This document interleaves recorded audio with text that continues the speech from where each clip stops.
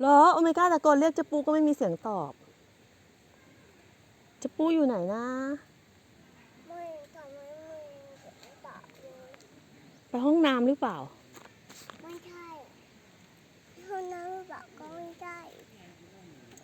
เดี๋ยวไม่ก็ที่ดูไปไหน เจ๊ตู่นั่งนู้นเจ๊ปูอยู่ไหน